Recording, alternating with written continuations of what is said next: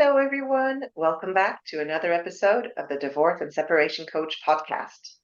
Today, we're talking about returning to work after divorce.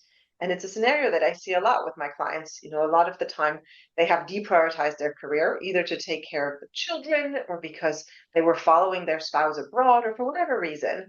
And with a divorce comes a need for more financial independence. And therefore, that question often comes up of, should I go back to work? And if I do, what does that look like, especially after years potentially of being out of the workforce? So to talk about this, I invited Annie Rodgers, and Annie is a career coach, and she guides her clients through career transitions, and she helps them examine the reality of both their professional and their personal journeys. She supported a lot of people through divorce, which is why I've invited her today. Annie provides practical and transformational tools to help her clients reach their objectives. Thank you so much for joining me, Annie. It's great to have you. Oh, delighted to be here, Chloe. Thanks for the invitation. So I'd love to pick your brain on this subject because it is one of those big, there's a big life transition through the divorce itself. And then if it's combined with a return to work, which can be quite intimidating and scary as well, it becomes incredibly overwhelming. So in your experience, what are some of the main challenges that people who have to return to work after divorce face and have to come to terms with? Sure. Well, obviously, during the process of divorce, after divorce, there are lots of practical challenges, Mhm. but some of the challenges are actually ourselves. We are often in our own way of our personal or professional development. And just thinking about that question, I think we need to observe that those challenges also really depend on our personality type. True. So, depending on our personality type, and I guess as a measure of the pressure or the stress or the burden that comes through the process of divorce before, during, and after, Yeah. it can really impact how we might derail. So, Yeah. as those stressors rise, everyone will have a different way of potentially derailing. Some people derail through internal churn, so they might kind of disappear in and of themselves, and I might disappear into the kind of wall behind me and be a wallflower. And some people have external churn, where you really will see the emotion sort of physically, viscerally obvious to those around you. So I think it's important to note, those challenges are very personal and they are down to your personality type. So if you know why you're likely to derail, you can help yourself mitigate against them. Yeah. So again, sort of that's central to the coaching process, which is obviously deeply rooted in really understanding who you are and how you roll. So that sort of notion of reflection and understanding the potential consequences of how you might react or Yeah. derail during the process is important. So, that we might be in our own way in terms of a challenge. I see with clients that are either through the process, I observe challenges in the vein of energy reserves. It takes its Oh, toll. yeah. So, low energy gives rise to tiredness and stress. So, one of those challenges, or one of the tools that we can use to overcome that, is just better self-care throughout the process. So, really being kind to oneself. And self-care is a very personal thing. For some people, it is going out and socializing. For some people, it's really taking stock and having that quiet. Yeah. But I mean self-care in its holistic sense, everything from nutrition, mental health, spiritual health, physical health. So taking good care of one's body, heart, Yeah. mind, and soul. To have Um, that resilience, really, which anyway you need for the divorce itself. So it exactly. all And, comes and again, together. when we were talking earlier about the challenges, I don't see it as a before and after. And no matter the life event that we are going through vis-a-vis our career, we need to build that emotional fitness. And that is definitely tested through the process of divorce. And again, I think we need to reframe our understanding of what we mean by resilience, because we don't bounce back. I think we bounce forward. We Yeah. bounce Yeah. anew into Yeah. new horizons, into the person that we wish to be, the individual that we wish to be. And so, that resilience, I often talk to people about the process giving rise to a degree of lack of control, some self-doubt, losing agency in the conversation, a question of anxiety or feeling overwhelmed with a sense of not really knowing who they are anymore. And if you Exactly. really don't know who you are and what you stand for, that really isn't a great place to enter the workplace with a very clear, defined brand and strong sense of self. Yeah. So if people are derailing in that way, I would often, suggest four steps. Mm. And the first is to kind of really accept and acknowledge where you are, Yeah. but suspend the judgment and perception, the assumptions. Just look at the facts, Yeah. because your brain will really thank you for that, because the brain likes facts. They don't like Yeah. kind of lack of control. So if you look at the facts and write them down, and then just take one action, one step that can move you forward. And again, we can talk about that in the context of career, but the momentum gives you a sense of movement and positivity. So we can kind of shift that negative mindset where your inner critic might be kind of having a field day, and we kind of pull it forward in that direction of travel. And then I do encourage people to practice gratitude. What Yeah. is going well? What's good in your life? Whether it's children, friends, family, there will be good stuff. Again, it helps tip and it helps counter the negativity bias in one's brain. And then, back to self-compassion. Be kind to yourself. Beat yourself up Yeah. with a feather, not a stick. Yeah. So, practice that self-care. But in terms of the other challenge, going back to the point I made earlier, people kind of can lose a sense of self. Yeah. And again, central to a lot of the coaching process is redefining that. Yeah. Who is it that you are? Do a self-diagnosis. What is it that I have? What are my tangible skill sets? What are my intangible skill sets? What value can I add? What's the impact I can bring, both in a human context, but also a business context? So if you examine that, you can start to rebuild or build anew your own brand. And Yeah. that's really a stepping stone. It's a very positive exercise, a very empowering one, if you're looking to go back into the workplace, whether that's to continue your job or return to work after maybe Yeah. decades of not working. There's two things that you're saying that kind of resonate with me. There's the first, the sense of overwhelm, right? There's already Yeah, so much going on, so much change, so much pain. I can't put myself out there again. It's yeah, it's just that lack of inner strength to go through process that is, in a lot of times, it has some elements of rejection, because you've got to be told no a number of times before you get the right job. So there's that element, and then there's the self-confidence. Who am I? How do I go to a job interview and tell them I'm the best candidate for the job when yeah, I feel myself really bad about who I am? yeah, So yeah. those are two real challenges. Yeah, and I think people have to understand the psychology and the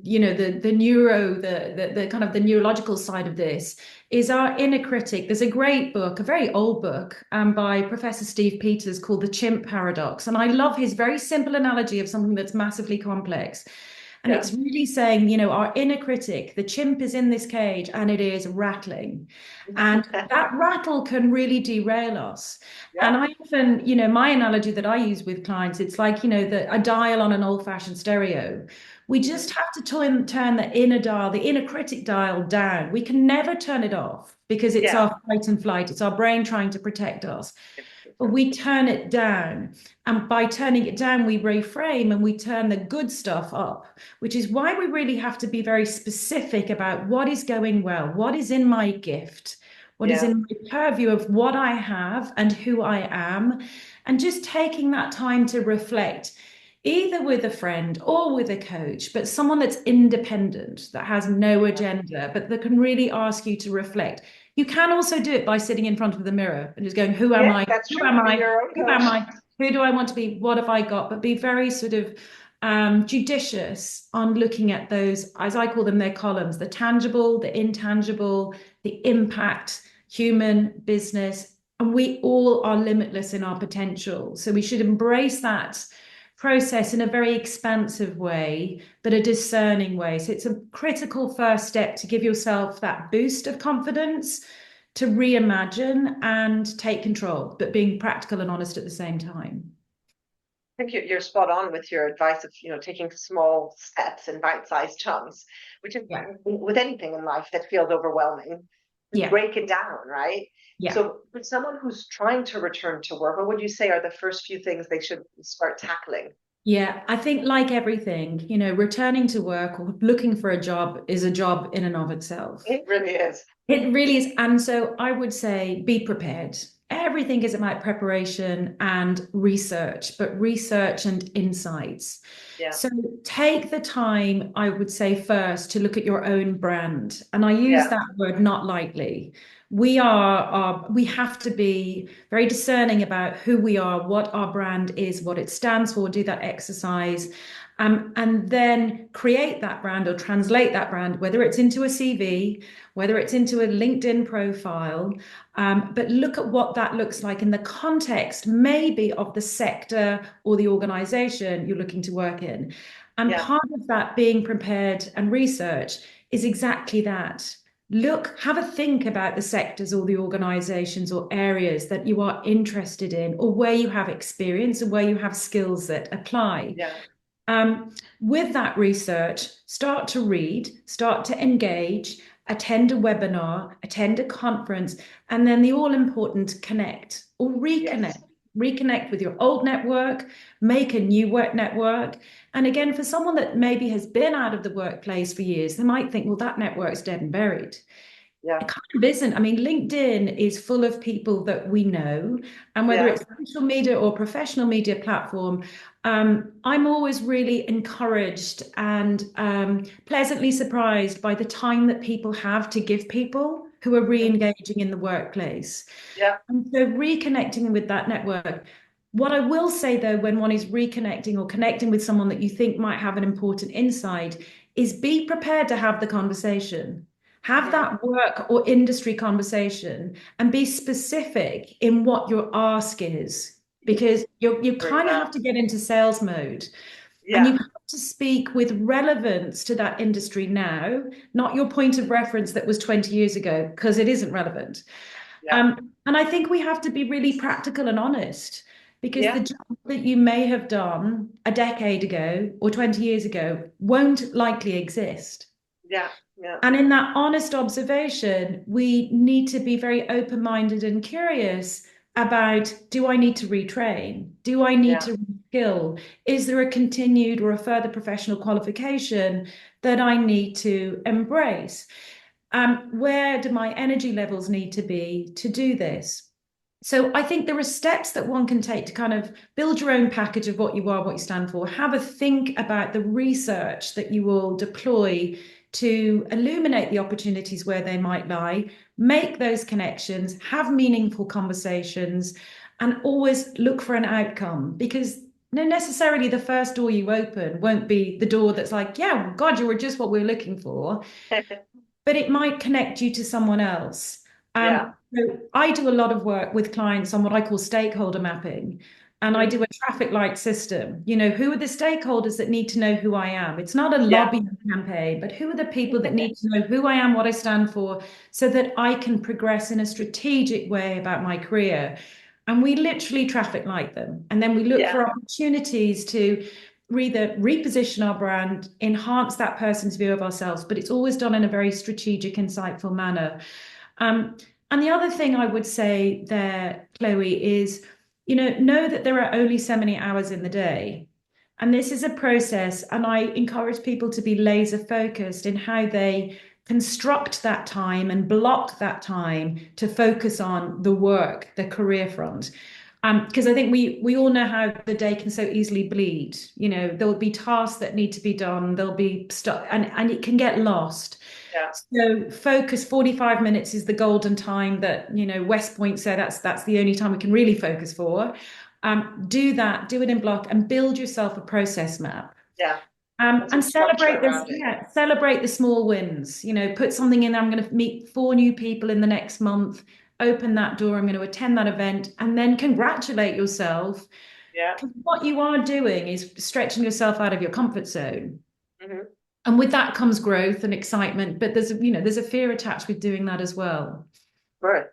There's definitely an element of kind of embracing the process, Yeah, and the odds that the first job interview you're going to get is going to be the one are yeah, fairly slim. I remember in Michelle Obama's book, she told this story that really stuck with me. where she'd been a lawyer for a number of years and worked incredibly long hours and burned out and decided it wasn't for her. But she didn't know what she wanted to do instead. She just knew some things that she was interested in. Yeah. And she literally spent 6 months of her life just going to speak to people who had really cool jobs, things Yeah. that sounded really interesting, Yeah. that she possibly knew nothing about or had no training for, but just to explore it. And that's how she started building her own path based on Yeah. all those insights.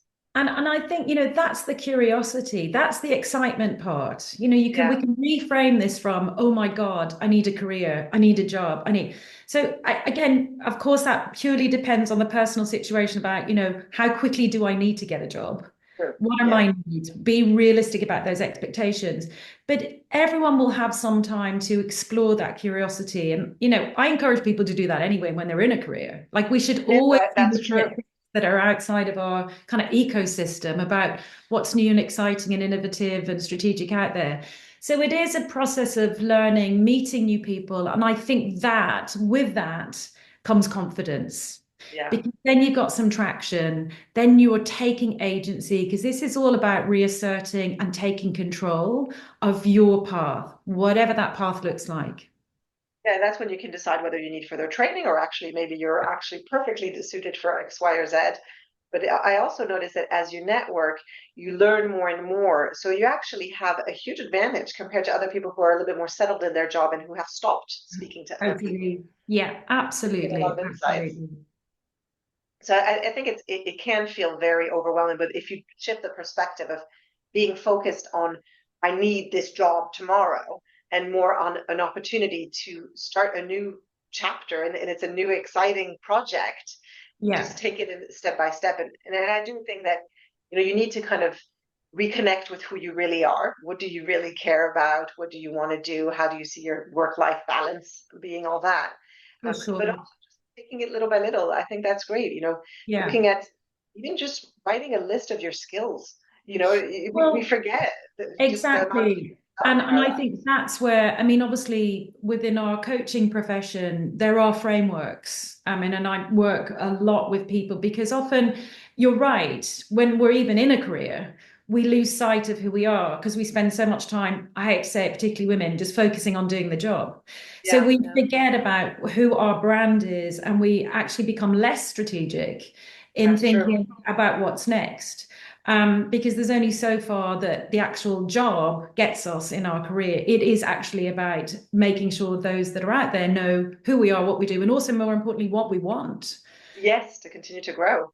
Yeah, And sure. so, how do you advise people who have taken a long break in their career, again, for whatever reason, but how do you advise them to explain that career gap in their CV when they go to interviews?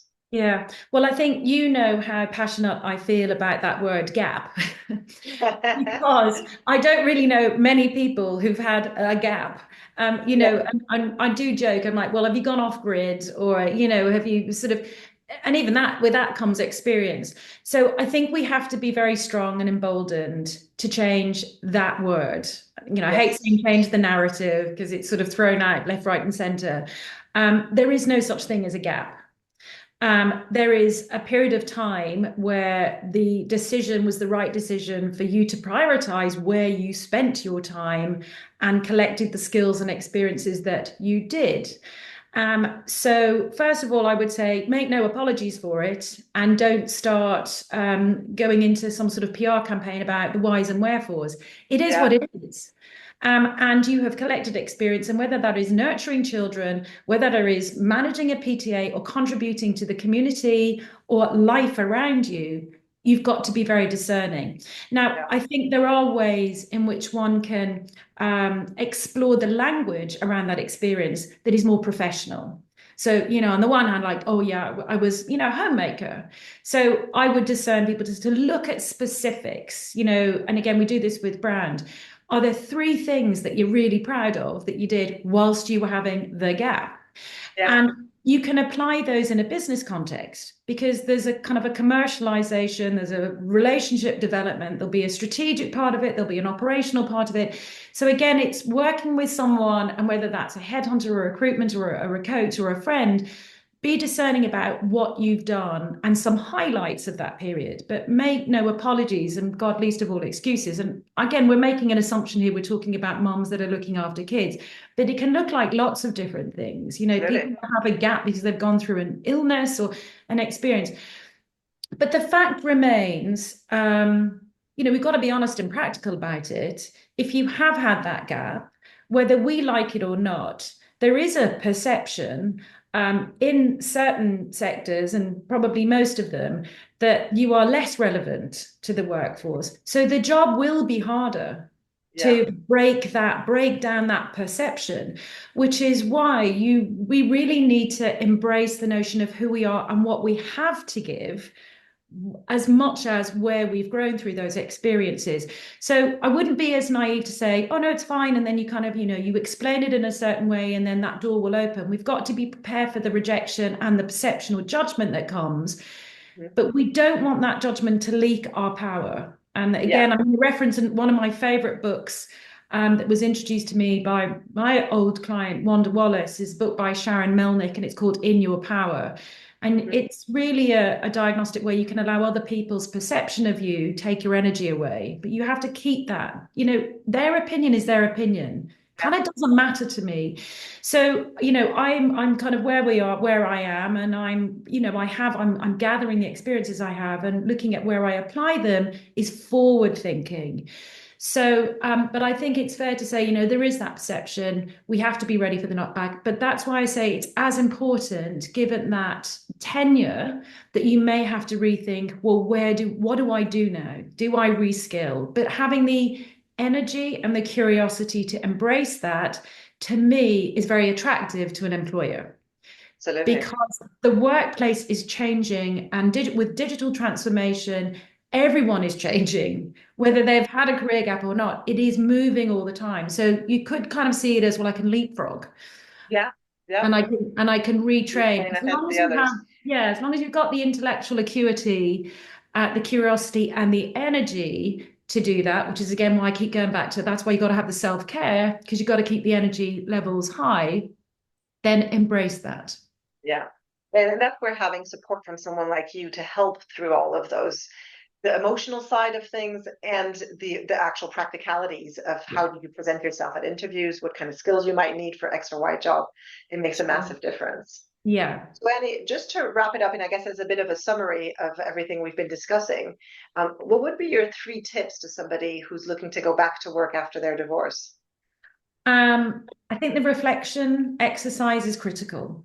Like, take the opportunity to really discover who you are and who you want to be. I mean, that's the Mhm. privilege of coaching, which is why I love it so much, Yeah, because we are limitless in the path that we want to create for ourselves. So nothing holds us back but our own sense of limitation.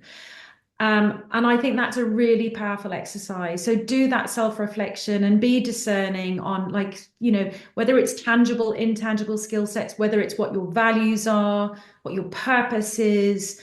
Um, you know, think big, be expansive, and be very kind of lateral in how you approach that. Um, and that's kind of throwing out the line onto the horizon, and then pull it back in and think, right, what are the, as you said, what are the baby steps? And yeah, they will take you there, and build the mood board, build the vision board, do it in whichever way feels real to you. But that period of reflection is critical, particularly with a career in mind. And then, I'm a very process driven person. So make a plan. yeah, Plan, hold yourself accountable, have some friends in your tribe that will have those career conversations with you. So make it very distinct, build the process and baby steps along the way and celebrate the mini wins, but definitely have a discerning plan. And then last but not least, the self-care. Be yeah, kind to yourself. Life's tough enough, and people who are going through the process of divorce, coming out through the process of divorce, no matter how the process is, as I said, depending on our personality type, we need to look after ourselves. Because if we don't put the oxygen mask on us, we're kind of not really there and able to help a business, help a family, yeah, help children, help friends. Um, and with that, I would say, surround your people that are good for you. Yes. No, that again, there are radiators and drain pipes in all friendship groups. Make sure you fill yourself with your own sense of what gives you abundance and energy with people that are good for you Yeah. around you. So those would be my three things. Self-reflect, take a plan, make a plan, and take care of yourself.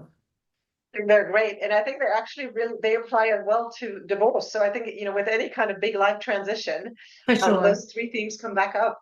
Yeah, absolutely. I couldn't agree more. And hopefully we adopt them as well as we're Well, that's the intent.